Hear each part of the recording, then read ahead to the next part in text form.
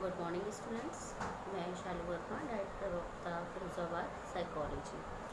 Students, जैसे कि हमने इससे पहले वाला जो वीडियो था उसमें हमने आप फोर्थ सेमेस्टर का जो पेपर है सार्थकी शिक्षा एवं सतत विकास उसमें जो पर्सनालिटी टॉपिक था उसके बारे में डिस्कशन जो है किया था, उसको एक्सप्लेन किया था मैंने अपने इस वीडियो में। मैं आपको उससे आगे वाला जो टॉपिक है पर्सनालिटी के जो फैक्टर्स हैं या जो डेवलपमेंट के जो फैक्टर्स हैं और कैसे पर्सनालिटी में जो डेवलपमेंट होता है वो कैसे होता है, इसके बारे में हम डिस्कस करेंगे, इसके बारे में मैं एक्सप्लेन करूँगी। Okay, so let's start. तो students, first of all, in my previous video you know about the meaning of personality and the definition of personality, okay, and the development। तो आपको ये पता चला था कि डेवलपमेंट जो है वो क्या होता है, कि डेवलपमेंट जो हमारे जो अलग अलग एस्पेक्ट्स है, चाहे वो इमोशनल एस्पेक्ट्स हैं, कॉग्निटिव एस्पेक्ट्स हैं या बायोलॉजिकल एस्पेक्ट्स हैं, उनमें होने वाले डेवलपमेंटल प्रेडिक्टेबल चेंजेस को हम डेवलपमेंट कहते हैं। अब यहाँ इसमें ये जो टॉपिक है इसमें आपका है कि जो पर्सनालिटी जो है उसमें डेवलपमेंट कैसे होता है। तो विकास के परिणाम स्वरूप व्यक्ति में नवीन कार्य क्षमताएँ प्रकट होती हैं। ओके, नवीन कार्य क्षमताएँ प्रकट होती है। व्यक्तित्व विकास से तात्पर्य व्यक्तित्व पैटर्न के विकास से होता है।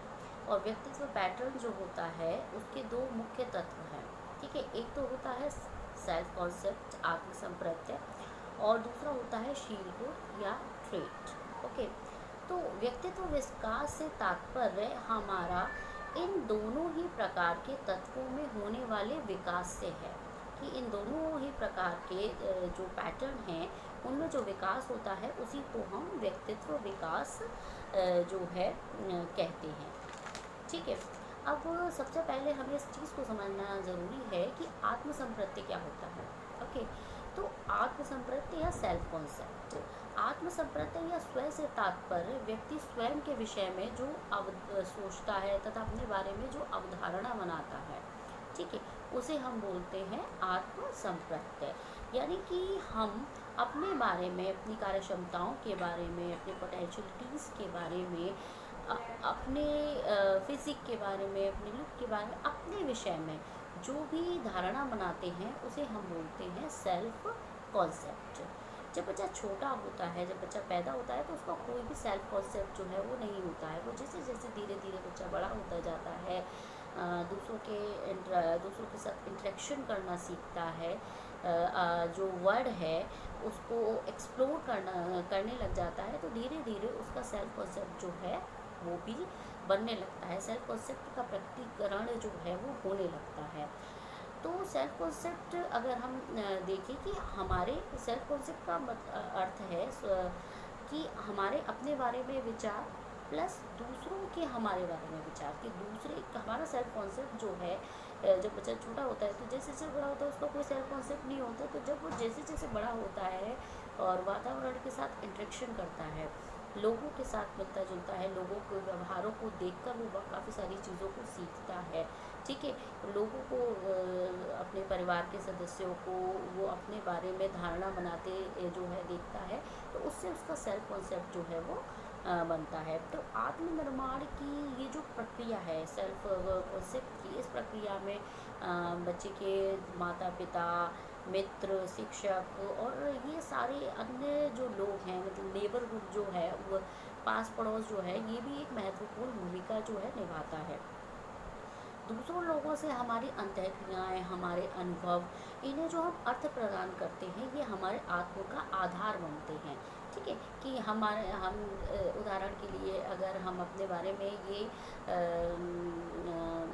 धारणा बनाते हैं कि मैं एक बहुत अच्छी डांसर हूँ, ठीक है, तो ये जो अवधारणा जो हमने अपने बारे में बनाई हुई है, ये जो सेल्फ कॉन्सेप्ट हमने अपने बारे में बनाया है, ये हमने, क्योंकि मैं जानती हूँ कि मैं बहुत अच्छा डांस करती हूँ और मुझे अलग अलग लेवल पे जो है वो पुरस्कार भी मिल चुके हैं। दूसरे लोगों ने भी इस बात की पुष्टि की है कि मैं बहुत अच्छा डांस करती हूँ। तो ये दोनों चीज़ें कि एक तो मैं अपने बारे में सोचती हूँ कि मैं बहुत अच्छा डांस करती हूँ, लेकिन मेरी मेरी ये जो सोच है इसको बल कहाँ से मिला है? दूसरों के द्वारा। ठीक है, कि दूसरों ने भी जब इस बात की पुष्टि की कि हाँ भाई आप बहुत अच्छा डांस करती हैं, तो ये जो एक धारणा है मेरे अपने बारे में कि मैं एक बहुत अच्छी डांसर हूँ, ये जो है इस्टेब्लिश हुई। तो वैसे ही और अलग अलग जीवन के अलग अलग क्षेत्रों में हमारा जो आत्मसंतत्य है वो इसी प्रकार से विकसित होता है। ठीक है, तो आत्म की जो अवधारणा है वो सबसे पहले जो है कार्ल रोजर्स ने दी थी। कार्ल रोजर्स एक ह्यूमनिस्टिक साइकोलॉजिस्ट है, एक मानवतावादी।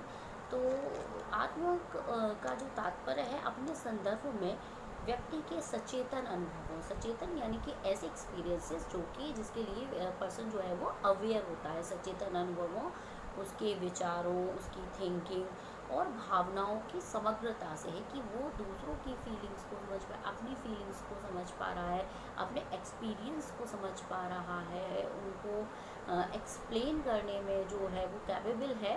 ठीक है, तो ये जो चीज़ें हैं ये सब मिलकर किसी व्यक्ति का आत्म बनाती हैं।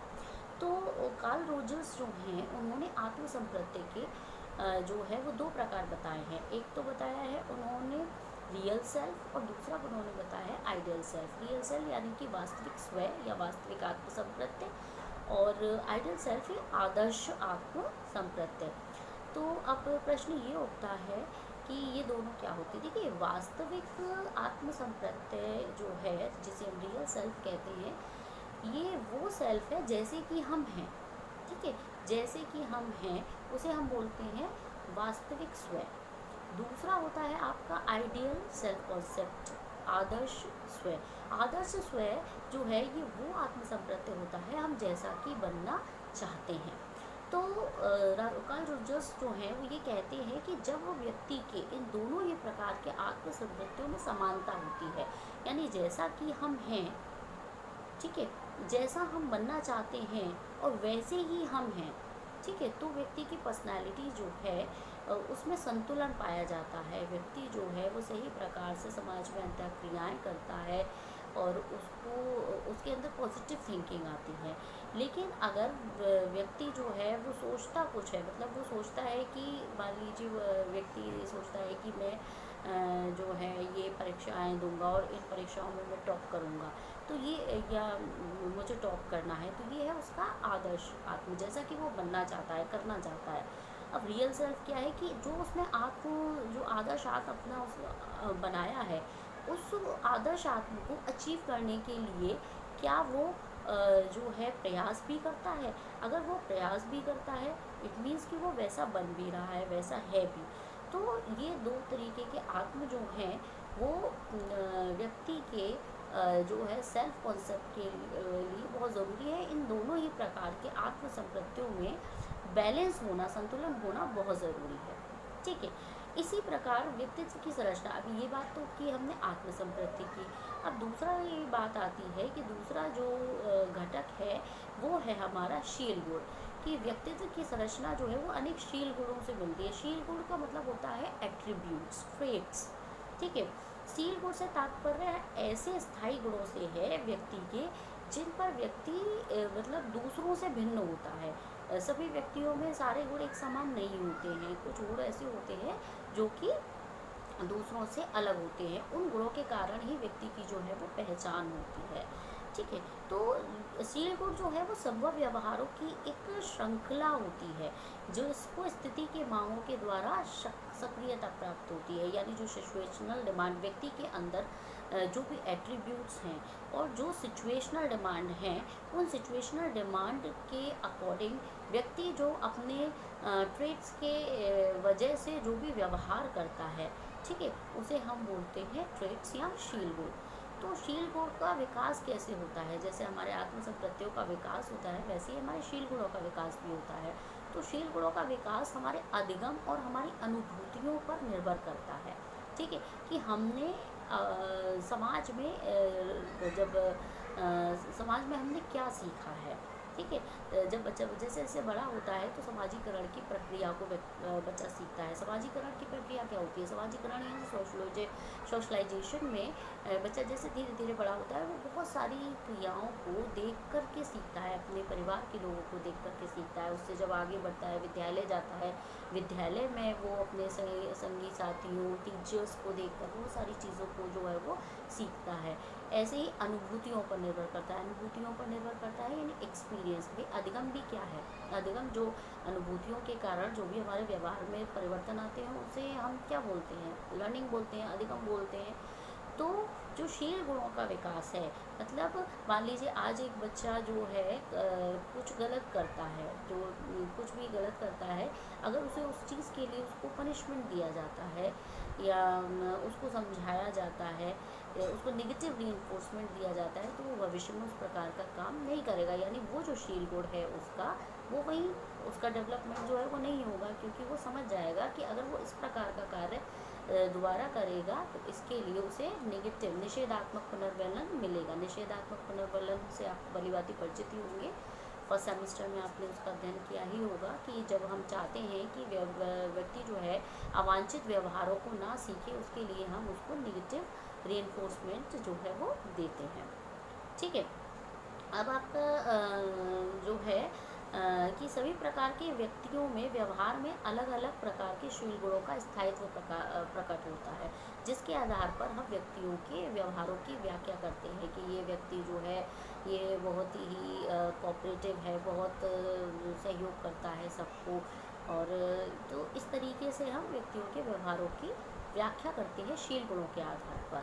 व्यक्तित्व के विकास में दो तत्वों का और बहुत ही महत्वपूर्ण स्थान होता है कि व्यक्तित्व जो है वो बनता कैसे है, व्यक्तियों का जो व्यवहार है वो कैसे बनता है। तो दो चीज़ें हैं, एक तो होती है उसका वंशानुक्रम यानी कि हेरिडिटी, और दूसरा जो है उसका एनवायरनमेंट। एक्चुअली हेरिडिटी जो है वो क्या होती है, आनुवंशिकता क्या होती है? देखिए, व्यक्तित्व आनुवंशिकता जो है, आनुवंशिकता के में हम कुछ ऐसे जीन्स के थ्रू अपने पूर्वजों से हमें जीन्स प्राप्त होते हैं। ठीक है, हमको कुछ गुण प्राप्त होते हैं। ठीक है, जो पीढ़ी दर पीढ़ी जो है हस्तांतरित होते रहते हैं, उसे हम बोलते हैं आनुवंशिकता। यानी जीन्स के थ्रू तो हमें एट्रीब्यूट्स मिलते हैं। अब उन एट्रीब्यूट्स का डेवलपमेंट जो है वो कैसे होगा, ये डिपेंड करता है उसके एनवायरनमेंट पे कि उसे वो एनवायरनमेंट प्रोवाइड हो पा रहा है या नहीं हो पा रहा है। क्या जैसे उसके अंदर शील गुण है, मान लीजिए कि एक व्यक्ति जो है उसके अंदर अपने पेरेंट्स से जो है ये भाव आया है कि वो बहुत ही हार्ड वर्किंग है, किसी भी चीज़ को, किसी भी कॉन्सेप्ट को ग्रैस्प कर लेते हैं बड़े अच्छे से।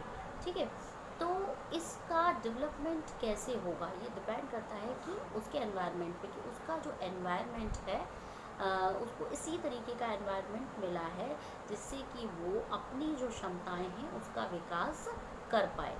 ठीक है, तो व्यक्तित्व निर्धारण में मुख्य रूप से ये जो दो तत्व हैं इनका योगदान रहता है। तो फर्स्ट जो है वो कारक है जैविक कारक, और दूसरे कारक जो होते हैं वो होते हैं वातावरणीय कारक। ठीक, अब आता है कि जैविक कारक। जैविक कारक यानी कि जो भी विशेषताएं हम अपने माता पिता से उत्तराधिकार के में जीन्स के रूप में पाते हैं। एक बच्चा अपने जन्म के समय अपने माता पिता से प्राप्त जीन के विशिष्ट संयोजन का धारक होता है। यह उत्तराधिकार व्यक्ति के विकास का जैविक नक्शा और समय सारणी, जैविक नक्शा एक ब्लूप्रिंट, यानी हेरिडिटी जो है एक ब्लूप्रिंट, एक लिमिट जो है डिटरमाइन करती है कि ये पर्सन, इस पर्सन के अंदर ये जीन्स हैं। ठीक है, अब उन जीन्स के थ्रू जो ट्रेट्स उसको मिले हैं उसका डेवलपमेंट जो है वो कैसे होगा, it depends on their environment. Okay, तो जैविक कारकों में हमारी अंतःस्रावी ग्रंथियाँ, शरीर रचना, शारीरिक रसायन, ये सारी चीज़ें आती हैं। दूसरा है हमारे वातावरणीय कारक। वातावरणीय कारक में दो प्रकार के कारक होते हैं। एक होते हैं आपके सामाजिक कारक जिसमें आपका पास पड़ोस, स्कूल, संगी साथी, और दूसरे होते हैं आपके सांस्कृतिक कारक। ठीक है, इन दोनों प्रकार के कारकों की परस्पर अंतःक्रिया के फलस्वरूप ही व्यक्तित्व का विकास होता है।